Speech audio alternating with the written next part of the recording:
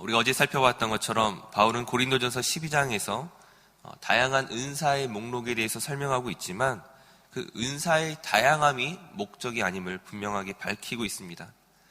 은사는 자기를 증명하기 위한 도구가 아니죠. 반대로 은사를 통하여 예수 그리스도 안에서 우리가 한 몸을 이루고 있음을 확인하기 위함이었습니다.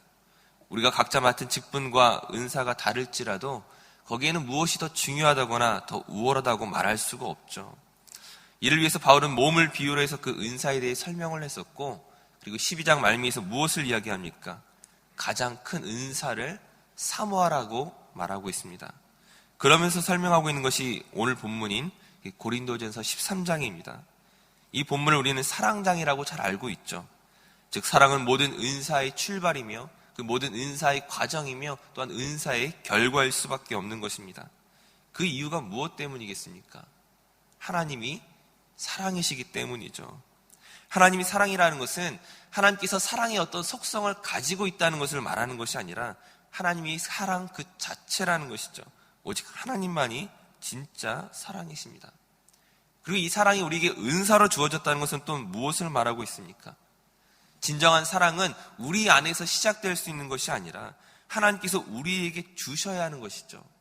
하나님으로부터 받았던 그 사랑을 우리가 다시금 하나님을 사랑하고 또는 우리의 이웃과 성도를 향하여 사랑할 수 있도록 하나님께서 우리에게 부어주시는 것이었습니다. 그렇다면 여러분은 하나님을 얼마나 사랑하고 계십니까? 이 새벽에 피곤한 몸을 이끌고 하나님을 사랑하기에, 하나님을 만나기 위해 찾아온 줄로 믿습니다.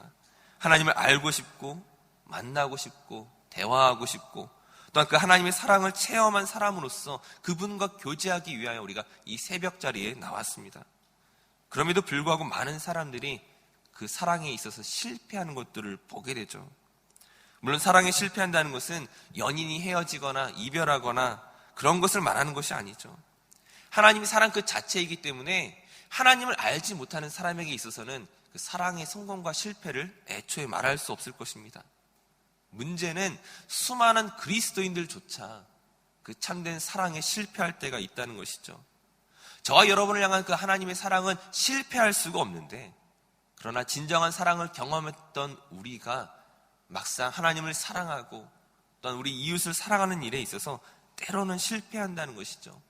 오늘 우리에게 주어진 삶을 기쁨으로 살아감에 있어서 그렇게 살아내지 못할 때가 있다는 것입니다. 왜 그럴까요? 우리 역시 마찬가지로 잘못된 사랑의 기준을 가지고 있을 때가 참 많이 있기 때문입니다. 오늘날 많은 그리스도인들이 사랑을 어떻게 이해합니까? 그 사랑은 감정적인 인내와 무조건적인 용서만으로 이해할 때가 있습니다. 분명히 맞는 말도 있죠. 우리 오늘 고린도전서 13장에서 보았던 것처럼 사랑은 오래 참고 온유하며 투기하지 않으며 자랑하지 않으며 교만하지 않으며 유익을 구하지 않고 성내지 않고 모든 것을 참으며 모든 것을 견디는 것이 사랑이라고 말하고 있습니다.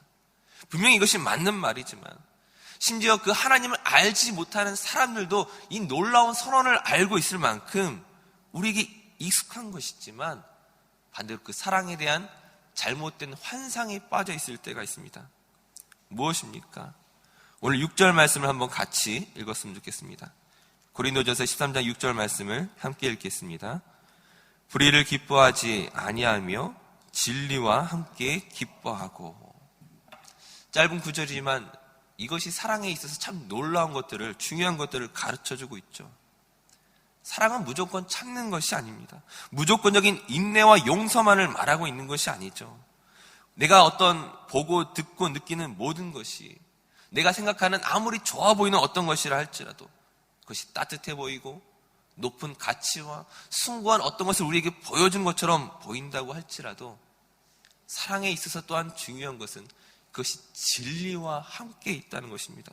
사랑은 진리와 함께 기뻐하고 불의를 기뻐하지 아니하는 것이라고 말하고 있습니다. 오늘 우리가 영화나 드라마나 노래에서 사랑에 대한 이야기를 참 많이 듣고 있죠. 사랑에 빠지면 그 어떤 영화와 드라마와 노래가 완성되지 못하는 것처럼 보입니다. 하지만 사랑이란 단어로 아무리 아름답게 포장할지라도 그것이 사랑의 본체이신 하나님을 담아내지 못하는 것이라면, 우리를 향한, 이 세대를 향한 그 하나님의 뜻을 증거하지 못하는 것이라면 과연 그것을 사랑이라 말할 수 있겠습니까?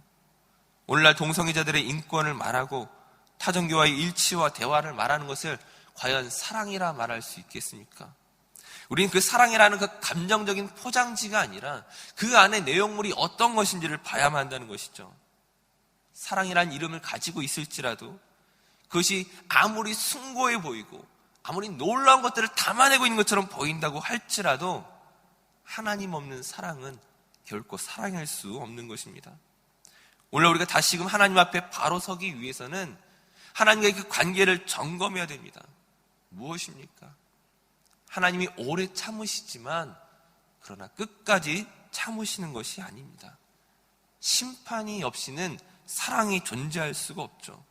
매번 반복되어지는 그 죄의 습관과 타락한 나의 중심을 보면서도 여전히 하나님의 그 오래 참으시는 사랑만을 생각하며 막상 우리가 돌이키는 것을 더디한다면, 하나님의 뜻대로 살아가는 것들을 우리가 포기해버린다면 그 사랑이 진리와 함께 한다는 것을 모르는 것이죠. 다시 한번 오늘 우리가 이 새벽에 나온 것은 하나님을 사랑하기 때문에 그 하나님을 의식함으로 이 자리까지 나왔습니다. 그 마음으로 이 자리까지 나오셨다면 오늘 하루를 마치는 그 순간까지 우리가 하나님 앞에서 그 말씀 안에서 민감해야만 한다는 것이죠. 내가 혼자 있든지 가족과 있든지 친구와 있든지 학교에 있든지 직장에 있든지 언제 어디에 있든지 그 진리 되신 하나님께서 나와 함께 하심을 기억하시고 그 온전한 교제를 누리셔야만 한다는 것입니다. 예전에 저희 친구 목사가 한번 이런 말을 한 적이 있습니다.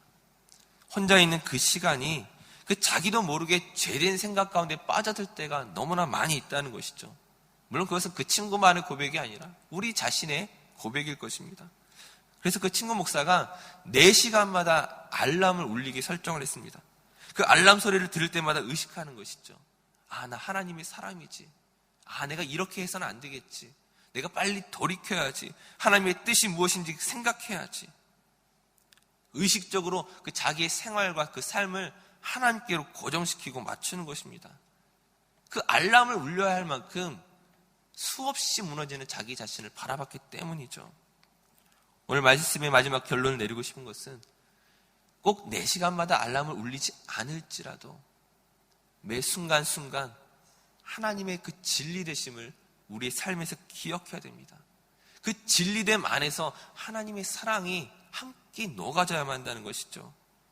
그렇게 살아가려고 하는, 몸부림치려고 하는 그 우리의 중심을 하나님이 기뻐하시고 그 놀라운 사랑으로 우리를 안아주실 줄로 믿습니다. 바라기는 진리 안에서 오늘 하루의 삶을 승리하시는, 그리고 그 하나님의 사랑의 그 풍성함을 누리시는 저와 우리 모든 성도들 되시기를 간절히 축원합니다. 기도하겠습니다. 은혜로우신 하나님, 우린 매 예배 때마다 사랑을 말하지만 그러나 사랑이 진리와 함께 한다는 것을 잊을 때가 있습니다. 여전히 죄악된 생활을 반복하면서도 그 무감각한 우리는 하나님의 사랑을 핑계로 하나님께 돌아가는 것을 연습하지 못하고 있지는 않은지요. 오늘 말씀을 통하여 하나님의 사랑이 진리와 함께 있음을 고백합니다. 그 죄에 대한 심판과 말씀 앞에서 하나님의 사랑을 더 깊이 발견하게 하시고 그 용납하심과 도우심 속에서 우리의 삶의 변화의 능력을 더하여 주시옵소서.